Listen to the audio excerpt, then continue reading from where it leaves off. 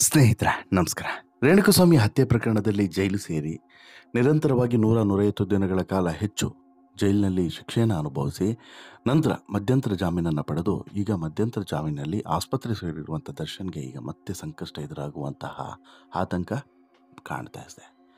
ಕಾರಣ ಏನು ಅಂತ ಹೇಳಿದ್ರೆ, ಈಗ ಒಂದು 6 ವಾರಗಳ ಕಾಲ ಮಧ್ಯಂತರ ಜಾಮೀನನ್ನು ಪಡೆದಿರುವಂಥ ದರ್ಶನ್ ಈಗ ಜೈಲಿನಲ್ಲಿ ಇದ್ದಂಥ ಸಂದರ್ಭದಲ್ಲಿ ವಿಪರೀತವಾದಂಥ ಬೆನ್ನು ನೋವು, ನಡೆಯೋಕೆ, ಕೂರೋಕೆ, ಮಲಗೋಕೆ ಏನಕ್ಕೂ ಕೂಡ ಆಗದಂಥ ಪರಿಸ್ಥಿತಿಯಲ್ಲಿದ್ದರು. ಅಷ್ಟು ಮಾತ್ರವಲ್ಲ, ವೈದ್ಯರು ಪಾರ್ಶ್ವವಾಯು ಆಗುವಂತಹ ಅಂದರೆ ಲಕ್ವ ಹೊಡೆಯುವಂಥ ಮುನ್ನೆಚ್ಚರಿಕೆಯನ್ನು ಕೂಡ ಕೊಟ್ಟಿದ್ದರು. ಇಷ್ಟೆಲ್ಲ ಆದ ಬಳಿಕ ಇದನ್ನೇ ಮೂಲ ಕಾರಣವಾಗಿ ಇಟ್ಕೊಂಡು ಕೋರ್ಟ್ನಲ್ಲಿ ವಾದ ಮಾಡಿ ಆಪರೇಷನ್ ಆಗಬೇಕು ದರ್ಶನ್ಗೆ ಅಂತ ಹೇಳ್ಬಿಟ್ಟು ಮಧ್ಯಂತರ ಜಾಮೀನನ್ನು ಪಡೆದಿದ್ದರು ಕೂಡ. ಈಗ ಮಧ್ಯಂತರ ಜಾಮೀನನ್ನು ಪಡೆದ ಬಳಿಕ ದರ್ಶನ್ ಅನಾರೋಗ್ಯದ ಬಗ್ಗೆ ಕೆಲವೊಂದು ಅಪ್ಡೇಟ್ಸ್ಗಳು ಗುಟ್ಟಾಗಿಯೇ ಉಳಿದು ಬಿಟ್ಟಿದ್ದಾವೆ. ಆಸ್ಪತ್ರೆ ಸೇರಿರುವಂತಹ ದರ್ಶನ್ಗೆ ಇನ್ನೂ ಕೂಡ ಆಪರೇಷನ್ ಆಗಲಿಲ್ಲ ಅನ್ನುವಂತಹ ಮಾಹಿತಿ ಹೊರಗಡೆ ಸಿಗ್ತಿದೆ. ಅಷ್ಟು ಮಾತ್ರವಲ್ಲ, ಇದರ ಜೊತೆಗೆ ದರ್ಶನ್ ಆಪರೇಷನ್ ಮಾಡಿಸೋದು ಕೂಡ ಅನುಮಾನ ಅನ್ನುವಂಥ ಮಾತುಗಳು ಕೂಡ ಕೇಳಿ ಬರ್ತಿದೆ.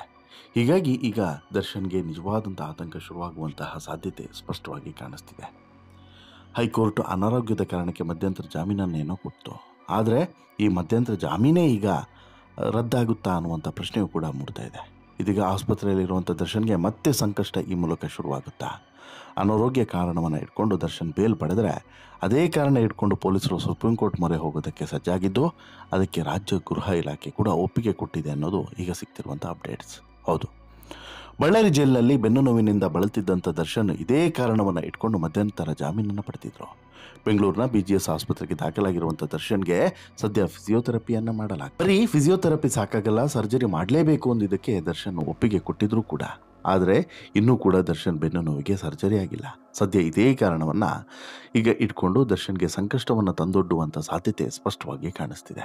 ನಟ ದರ್ಶನ್ ಬೇಲ್ ಅರ್ಜಿ ರದ್ದು ಕೋರಿ ಸುಪ್ರೀಂ ಕೋರ್ಟ್ಗೆ ಅರ್ಜಿ ಸಲ್ಲಿಸುವುದಕ್ಕೆ ಪೊಲೀಸರಿಗೆ ನವೆಂಬರ್ 13ರಂದು ಸರ್ಕಾರ ಅನುಮತಿಯನ್ನು ಕೊಟ್ಟಿದೆ. ಈಗಾಗಲೇ ಮೇಲ್ಮನವಿಯನ್ನು ಸಿದ್ಧ ಮಾಡಿರುವಂತಹ SSP ಪ್ರಸನ್ನಕುಮಾರ್ ಅವರು ಪೊಲೀಸರಿಗೆ ನೀಡಿದ್ದಾರೆ. ಮತ್ತೊಂದೆಡೆ ಪೊಲೀಸರು ಕೆಲ ದಾಖಲೆಗಳ ಭಾಷಾಂತರ ಕಾರ್ಯವನ್ನು ಮಾಡ್ತಿದ್ದಾರೆ. ಸದ್ಯ ಮೇಲ್ಮನವಿ ಸಿದ್ಧ ಮಾಡಿಕೊಂಡಿರುವಂಥ ಪ್ರಸನ್ನಕುಮಾರ್ ಅವರು ಸೋಮವಾರ ಸುಪ್ರೀಂ ಕೋರ್ಟ್ಗೆ ಅರ್ಜಿ ಸಲ್ಲಿಸುವಂಥ ಸಾಧ್ಯತೆ ಇದೆ. ಹತ್ಯೆ ಆರೋಪಿಯಾಗಿರುವಂಥ ದರ್ಶನ್ಗೆ ಏಕಾಏಕಿ ಸರ್ಜರಿ ಮಾಡೋದಕ್ಕೆ ಆಗೋದಿಲ್ವಂತೆ. ಯಾಕಂದರೆ ಮೂಳೆ ಮೇಲಿನ ನರಕ್ಕೆ ಪೆಟ್ಟು ಬೀಳುತ್ತೆ ಅನ್ನೋ ಕಾರಣದಿಂದ ಕೆಲವೊಂದು ಪ್ರೊಸೀಜರ್ಗಳನ್ನು ಫಾಲೋ ಮಾಡಬೇಕಾಗಿದೆ ಅಂತ ಹೇಳಿ ವೈದ್ಯರು ಹೇಳ್ತಾರೆ. ನರಕ್ಕೆ ಪೆಟ್ಟಾಗಿರೋದ್ರಿಂದ ಏಕಾಏಕಿ ಆಪರೇಷನ್ ಮಾಡೋದಕ್ಕೆ ಆಗಲ್ಲ. ಮೂಳೆಯ ಮೇಲಿನ ನರವನ್ನು ಜರುಗಿಸಿಯೇ ದರ್ಶನ್ಗೆ ಆಪರೇಷನನ್ನು ಮಾಡಬೇಕು. ಸದ್ಯ ಫಿಸಿಯೋಥೆರಪಿ ಮೂಲಕ ನರವನ್ನು ಜರುಗಿಸಲಾಗ್ತಿದೆ. ನಾಳೆ ಅಥವಾ ನಾಡಿದ್ದು ದರ್ಶನ್ಗೆ ಮತ್ತೊಂದು ಸ್ಕ್ಯಾನಿಂಗನ್ನು ಮಾಡಲಾಗ್ತಿದೆ. ವೈದ್ಯರ ರಿಪೋರ್ಟ್ ಬಂದ ಬಳಿಕ ಸರ್ಜರಿಯ ದಿನಾಂಕವನ್ನು ಫಿಕ್ಸ್ ಮಾಡ್ತೀವಿ ಅನ್ನುವಂಥ ಮಾಹಿತಿಯನ್ನು BGS ವೈದ್ಯರು ಹೇಳ್ತಿದ್ದಾರೆ. ಅಕ್ಟೋಬರ್ 30ರಂದು ದರ್ಶನ್ಗೆ ಹೈಕೋರ್ಟ್ 6 ವಾರಗಳ ಕಾಲ ಮಧ್ಯಂತರ ಜಾಮೀನನ್ನು ನೀಡಿತ್ತು. ಇದರ ಅವಧಿ ಡಿಸೆಂಬರ್ 11ಕ್ಕೆ ಮುಗಿಯುತ್ತೆ. ಈಗಾಗಲೇ ಕೋರ್ಟ್ಗೆ ವೈದ್ಯಕೀಯ ತಪಾಸಣಾ ವರದಿಯನ್ನು ಸಲ್ಲಿಸಲಾಗಿದೆ. ಸದ್ಯ ದರ್ಶನ್ಗೆ ಫಿಸಿಯೋಥೆರಪಿ ಮಾಡ್ತಿರೋದ್ರಿಂದ ಕೊನೆ ಹಂತದಲ್ಲಿ ಸರ್ಜರಿ ಆದರೆ ವಿಶ್ರಾಂತಿಗಾಗಿ ಕೋರ್ಟ್ಗೆ ಜಾಮೀನು ವಿಸ್ತರಣೆ ಕೋರಿ ದರ್ಶನ್ ಮನವಿ ಮಾಡುವಂಥ ಸಾಧ್ಯತೆ ಇದೆ. ಆಸ್ಪತ್ರೆಗೆ ದಾಖಲಾಗಿ ಶಸ್ತ್ರಚಿಕಿತ್ಸೆಯನ್ನು ಮಾಡಿಸದೇ ಇರೋದೇ ದರ್ಶನ್ಗೆ ಮುಳ್ಳಾಗುವಂಥ ಎಲ್ಲ ಲಕ್ಷಣವೂ ಕೂಡ ಕಾಣ್ತಿದೆ. ಒಂದು ವೇಳೆ ಸುಪ್ರೀಂ ಕೋರ್ಟ್ ದರ್ಶನ್ಗೆ ಮಧ್ಯಂತರ ಜಾಮೀನನ್ನು ರದ್ದು ಮಾಡಿತು ಅಂತ ಹೇಳಿದ್ರೆ 6 ವಾರಕ್ಕೂ ಮೊದಲೇ ದರ್ಶನ್ ಮತ್ತೆ ವಾಪಸ್ ಬಳ್ಳಾರಿ ಜೈಲು ಸೇರುವಂಥ ಸಾಧ್ಯತೆ ಇದೆ. ಇಲ್ಲ, ದರ್ಶನ್ಗೆ ಜೆನ್ಯೂನ್ ರೀಸನ್ ಮೂಲಕನೇ ಜಾಮೀನನ್ನು ಕೊಡಲಾಗಿದೆ, ಜಾಮೀನನ್ನು ಮುಂದುವರಿಸಿ ಅಂತೇಳಿ ಹೇಳಿದ್ರೆ ಏನೂ ಕೂಡ ಸಮಸ್ಯೆ ಇರೋದಿಲ್ಲ. ದರ್ಶನ್ಗೆ ಮತ್ತೆ ಜಾಮೀನು ಅವಧಿ ವಿಸ್ತರಣೆ ಆಗ್ತದೆ. ಹಾಗೆಯೇ ದರ್ಶನ್ ಆಪರೇಷನ್ ಆಗಿ ಆರಾಮಾಗಿ ನಂತರ ಈ ಜಾಮೀನು ಅರ್ಜಿಯ ವಿಚಾರಣೆಗೆ ಪಾಲ್ಗೊಳ್ಳಬಹುದು.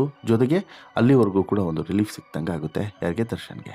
ಆದರೆ ಇಲ್ಲಿ ಪ್ರಕರಣದ ಪ್ರಮುಖ ಆರೋಪಿಯೂ ಕೂಡ ಆಗಿರುವಂಥ ದರ್ಶನ್ಗೆ ಅಷ್ಟು ಈಸಿಯಾಗಿ ಈ ಪ್ರಕರಣವನ್ನು ಬಿಟ್ಟು ಬಿಡ್ತಾರಾ? ನೋ ವೇ, ಚಾನ್ಸೇ ಇಲ್ಲ. ಪ್ರಕರಣದಲ್ಲಿ ಪ್ರಮುಖ ಆರೋಪಿಗೆ ದೊರೆತಿರುವಂಥ ಮಧ್ಯಂತರ ಜಾಮೀನು ತೆರವಿಗೆ ಮೇಲ್ಮನವಿಯನ್ನು ಸಲ್ಲಿಸುವುದಕ್ಕೆ ಸರ್ಕಾರ ಅನುಮತಿಯನ್ನು ಕೋರಲಾಗಿತ್ತು. ಸರ್ಕಾರದಿಂದ ಅನುಮತಿಯೂ ಕೂಡ ದೊರೆತಿದ್ದು ಸದ್ಯದಲ್ಲೇ ಕೋರ್ಟ್ಗೆ ಮನವಿಯನ್ನು ಸಲ್ಲಿಸ್ತೀವಿ ಅಂತ ಹೇಳ್ಬಿಟ್ಟು ಪೊಲೀಸ್ ಕಮಿಷನರ್ ಕೂಡ ಹೇಳಿದ್ದಾರೆ. ಹೀಗಾಗಿ ಇದು ಸಿಕ್ಕಾಪಟ್ಟೆ ಸೀರಿಯಸ್ ಆಗಿ ಪೊಲೀಸರು ತೆಗೆದುಕೊಂಡಿದ್ದಾರೆ ಅನ್ನೋದು ಗೊತ್ತಾಗ್ತಿದೆ. ಅಕ್ಟೋಬರ್ 30ರಂದು ನ್ಯಾಯಮೂರ್ತಿ S. ವಿಶ್ವಜಿತ್ ಶೆಟ್ಟಿ ಅವರಿದ್ದಂಥ ಏಕಸದಸ್ಯ ಪೀಠ ಕೊಟ್ಟಂತಹ ಒಂದು ಮಧ್ಯಂತರ ಜಾಮೀನು ಈಗ ಸುಪ್ರೀಂ ಕೋರ್ಟ್ನಲ್ಲಿ ರದ್ದಾಗುತ್ತಾ ಅನ್ನುವಂಥ ಪ್ರಶ್ನೆ, ಅನುಮಾನ ಎಲ್ಲವೂ ಕೂಡ ಮೂಡುವಂತೆ ಮಾಡಿರೋದು ಮಾತ್ರ ಸತ್ಯ. ಹಾಗೊಂದು ವೇಳೆ ಆಯಿತು ಅಂತ ಹೇಳಿದ್ರೆ ದರ್ಶನ್ಗೆ ಸಂಕಷ್ಟವೂ ಕೂಡ ತಪ್ಪಿದಲ್ಲ. ಒಂದು, ದರ್ಶನ್ ಪರ ವಕೀಲರು ಇಲ್ಲಿ ಸುಳ್ಳು ಮಾಹಿತಿಯನ್ನು ಕೋರ್ಟ್ಗೆ ಕೊಟ್ಟು ನಂತರ ಜಾಮೀನನ್ನು ಪಡೆದ್ರ ಅನ್ನುವಂಥದ್ದು ಒಂದು ಆಯಾಮ. ಆದರೆ ಮತ್ತೊಂದು ಆಯಾಮದಲ್ಲಿ ಯಾಕೆ ಹೀಗಾಯಿತು ಅನ್ನುವಂಥ ಪ್ರಶ್ನೆಯೂ ಕೂಡ ಇರ್ತದೆ.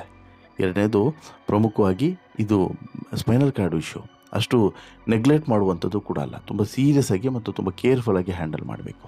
ಹಾಗಾಗಿ ಇದನ್ನೇ ವೈದ್ಯರು ಕೂಡ ಅಲ್ಲಿ ವಕೀಲರ ಮೂಲಕ ಹೇಳಿಸುವಂಥ ಸಾಧ್ಯತೆ ಇದೆ. ಯಾರು ದರ್ಶನ್ ಪರ ವಕೀಲರ ಮೂಲಕ. ಸಿ ವಿ ನಾಗೇಶ್ ಅವರು ಕೂಡ ಸುಮ್ಮನೆ ಏನೋ ಒಂದು ರೀಸನ್ಗೆ ಮಧ್ಯಂತರ ಜಾಮೀನನ್ನು ಪಡೆದಿರೋದಿಲ್ಲ, ಮತ್ತು ಅವರು ಕೂಡ ತುಂಬ ಸ್ಟಡಿ ಮಾಡಿ ಮತ್ತು ಏನು ಆಗುತ್ತೆ ಏನು ಆಗಬಾರ್ದು ಎಲ್ಲವನ್ನು ಕೂಡ ನೋಡಿ ಜಾಮೀನನ್ನು ಅಥವಾ ಜಾಮೀನು ಅರ್ಜಿಯನ್ನು ಸಲ್ಲಿಸಿರುವಂಥ ಹಿರಿಯ ವಕೀಲ. ಅಷ್ಟು ಈಸಿಯಾಗಿ ಇವರು ಕೂಡ ತೆಗೆದುಕೊಂಡಿಲ್ಲ. ಎಷ್ಟೋ ಸಮಯ ಬಿಟ್ಟು ಕಾದು ಹೊಡೆದಿದ್ದಾನೆ ಅಂತ ಹೇಳಿದ್ರೆ ಅದಕ್ಕೊಂದು ಕಾರಣ ಇರಲೇಬೇಕು. ಈಗಲೂ ಕೂಡ ಅಂಥದ್ದೇ ಡೆವಲಪ್ಮೆಂಟನ್ನು ಒಂದು ನಿರೀಕ್ಷೆಯನ್ನು ಮಾಡ್ತಿದ್ದಾರೆ. ಇದೇ ಕಂಪ್ಲೀಟ್ ಆದ ದರ್ಶನ್ ಪರ ವಕೀಲರು. ಇಲ್ಲಿ ದರ್ಶನ್ಗೆ ಹೇಗಾದರೂ ಮಾಡಿ ಮಧ್ಯಂತರ ಜಾಮೀನು ಕ್ಯಾನ್ಸಲ್ ಆಗಬಾರ್ದು, ಮುಂದುವರಿಬೇಕು ಅನ್ನೋದು ಇವರ ಲೆಕ್ಕಾಚಾರ. ಅದಕ್ಕೆ ಬೇಕಾದಂತಹ ತಂತ್ರಗಾರಿಕೆಯನ್ನು ಕೂಡ ಮಾಡ್ತಿದ್ದಾರೆ. ಇನ್ನೊಂದು ಕಡೆ BGSನ ವೈದ್ಯರು ಕೂಡ ಈಗಾಗಲೇ ನಾನು ಹೇಳ್ದಲ್ಲ, ನರ ಮತ್ತು ಮೂಳೆ ವಿಚಾರ ಆಗಿರೋದ್ರಿಂದ ಅಷ್ಟು ಈಸಿ ಅಲ್ಲ. ಸುಮ್ಮನೆ ಬೇರೆ ಏನೋ ಆಗಿಬಿಟ್ರೆ ಹೋಗ್ಬೋದು, ಕರ್ಕೊಂಡು ಹೋಗ್ಬೋದು, ಆಸ್ಪತ್ರೆ ಒಟ್ಟಿಗೆ ಕರ್ಕೊಂಡು ಹೋಗೋದು, ಕೊಯ್ಯೋದು, ಕಳಿಸೋದು ಏನೋ ಒಂದು ಮಾಡ್ತಿದ್ರು. ಬಟ್ ಇದು ಹಾಗಲ್ಲ. ಸ್ಪೈನಲ್ ಕಾರ್ಡ್ ಇಶ್ಯೂ, ನರದ ಇಶ್ಯೂ ತುಂಬ ಕೇರ್ಫುಲ್ಲಾಗಿ ಮಾಡಬೇಕು. ದರ್ಶನ್ ಭವಿಷ್ಯದ ವಿಚಾರ. ಚೂರು ಯಾಮಾರಿದ್ರು ಅಂತ ಹೇಳಿದ್ರೆ ದರ್ಶನ್ ಲೈಫ್ ಲಾಂಗು ಆಸ್ಪತ್ರೆ ಬೆಡ್ ಮೇಲೆ ಮಲಗುವಂಥ ಪರಿಸ್ಥಿತಿ ಬರ್ಬೋದು. ಸ್ಪೈನಲ್ ಕಾರ್ಡ್ ಆಪ್ರೇಷನಲ್ಲಿ ಎಷ್ಟೋ ಎಡವಟ್ಟುಗಳನ್ನು ಆಗಿದ್ದನ್ನು ಕೂಡ ನಾವು ನೋಡ್ತೀವಿ. ಜೀವನ ಪರ್ಯಂತ ನಂತರ ಬೆಡ್ಡಿಂದ ಅವರು ಏಳಕ್ಕಾಗದಿರುವಂಥ ಸ್ಥಿತಿ ಬಂದುಬಿಡುತ್ತೆ.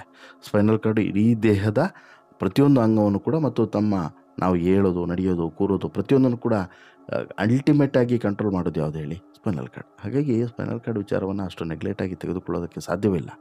ಆಮೇಲೆ ಅಷ್ಟು ಈಸಿನೂ ಕೂಡ ಅಲ್ಲ. ಫಿಸಿಯೋಥೆರಪಿ ಮೂಲಕ ಒಂದು ಹಂತಕ್ಕೆ ತಂದು ನಂತರ ಅವಶ್ಯಕತೆ ಇದ್ದರೆ ಮಾತ್ರ ಆಪ್ರೇಷನನ್ನು ಮಾಡ್ತಾರೆ. ಅದು ಬಿಟ್ಟು ಡೈರೆಕ್ಟಾಗಿ ಕರ್ಕೊಂಡೋಗಿ ಹಾಸ್ಪಿಟ್ಲಿಗೆ ಹೋದ ತಕ್ಷಣ ಟೆಸ್ಟ್ ಮಾಡಿಸಿ ಆಪ್ರೇಷನ್ ಥಿಯೇಟ್ರಿಗೆ ಕರ್ಕೊಂಡೋದ್ರು, ಕೊಯ್ದರು, ಕಳಿಸಿದ್ರು ಅನ್ನೋ ರೀತಿಯಲ್ಲಿ ಮಾಡೋಕ್ಕೆ ಸಾಧ್ಯವೇ ಇಲ್ಲ ಅನ್ನೋದು ಈಗಾಗಲೇ ಬಹಿರಂಗ ಆಗಿದೆ. ಹೀಗಾಗಿ ತುಂಬ ಎಚ್ಚರಿಕೆಯಿಂದ ವಕೀಲರು, ವೈದ್ಯರು ಪ್ರತಿಯೊಬ್ಬರು ಕೂಡ ಹೆಜ್ಜೆಯನ್ನು ಇಡ್ತಿದ್ರೆ, ಇಲ್ಲಿ ಪೊಲೀಸ್ ಇಲಾಖೆಯವರು ಮಾತ್ರ ಮಧ್ಯಂತರ ಜಾಮೀನನ್ನು ಕ್ಯಾನ್ಸಲ್ ಮಾಡಿಸೋದಕ್ಕೆ ಏನೆಲ್ಲ ದಾರಿಗಳಿದ್ದಾವೆ ಅವೆಲ್ಲವನ್ನು ಕೂಡ ಹುಡುಕ್ತಾ ಇದ್ದಾರೆ ಅನ್ನೋದು ಮಾತ್ರ ವಾಸ್ತವ. ಎಂಡ್ ಆಫ್ ದಿ ಡೇಗೆ ಏನಾಗುತ್ತೆ? ದರ್ಶನ್ ಜಾಮೀನು ಅರ್ಜಿ ಅಥವಾ ಈ ಮಧ್ಯಂತರ ಜಾಮೀನು ಕ್ಯಾನ್ಸಲ್ ಆಗಿಬಿಡುತ್ತಾ? ದರ್ಶನ್ ಮತ್ತೆ ಜೈಲು ಸೇರಬೇಕಾಗುತ್ತಾ? ಇದಕ್ಕೆ ಇನ್ನೊಂದು 3 ದಿನಗಳಲ್ಲಿ ಉತ್ತರ ಸಿಗಲಿದೆ. ಸೋಮವಾರ ಅರ್ಜಿ ಸಲ್ಲಿಸಿದರೂ ಕೂಡ ಅಷ್ಟು ಬೇಗ ಉತ್ತರ ಸಿಗೋದಿಲ್ಲ. ಬಟ್ 3 ದಿನಗಳೊಳಗಡೆ ಉತ್ತರ ಸಿಗುತ್ತೆ ಅನ್ನೋದು ಮಾತ್ರ ಸ್ಪಷ್ಟ. ನಿಮಗೇನು ಅನಿಸುತ್ತೆ ಸ್ನೇಹಿತರೆ? ಈ ಬೆಳವಣಿಗೆ ಬಗ್ಗೆ ನಿಮ್ಮ ಅಭಿಪ್ರಾಯ ಏನು? ದಯವಿಟ್ಟು ಕಮೆಂಟ್ ಮಾಡಿ ತಿಳಿಸಿ. ಜೊತೆಗೆ ಈ ಶೋ ಇಷ್ಟ ಆಯಿತು ಅಂತ ಹೇಳಿದ್ರೆ ಲೈಕ್ ಮಾಡಿ, ಶೇರ್ ಮಾಡಿ, ಚಾನಲ್ಗೆ ಸಬ್ಸ್ಕ್ರೈಬ್ ಆಗೋದನ್ನು ಮರಿಬೇಡಿ.